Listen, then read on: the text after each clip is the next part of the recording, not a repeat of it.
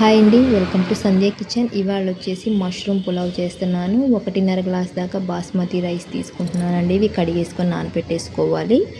ఇప్పుడు ఒక అరకట్ట పుదీనా కట్ట, ఒక అరకట్ట కొత్తిమీర కట్ట తీసుకుంటున్నాను. 4 పచ్చిమిర్చి కారమైనవి వేసుకొని నీళ్ళు వేసుకొని మెత్తని పేస్ట్ లాగా మిక్సీ పట్టుకోవాలి. ఇప్పుడు గ్యాస్ ఆన్ చేసుకొని కడాయి పెట్టుకొని ఆయిల్ వేసుకొని కొన్ని బిర్యానీ దినుసులు, ఒక 4-5 స్పూన్ల జీడిపప్పు, ఉల్లిపాయలు, టమాటోలు, అల్లం వెల్లుల్లి పేస్ట్ వేసుకొని పచ్చివాసన పోయేలాగా బాగా వేయించుకోవాలి. ఇప్పుడు ఇందులోకి పుదీనా పేస్ట్ వేసుకొని ఒక పావు కప్పు పెరుగు వేసుకొని పచ్చివాసన పోయేలాగా బాగా వేయించుకోవాలి.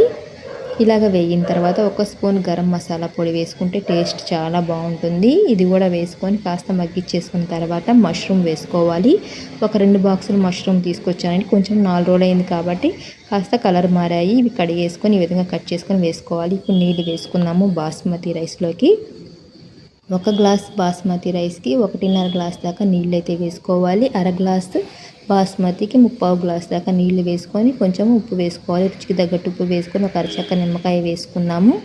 ఇప్పుడు బాస్మతి రైస్ వేసుకొని ఉడికిచ్చేసుకొని మగ్గిచ్చేసుకున్న 2 స్పూన్లు నెయ్యి వేసుకుంటే మష్రూమ్ పులావ్ రెడీ.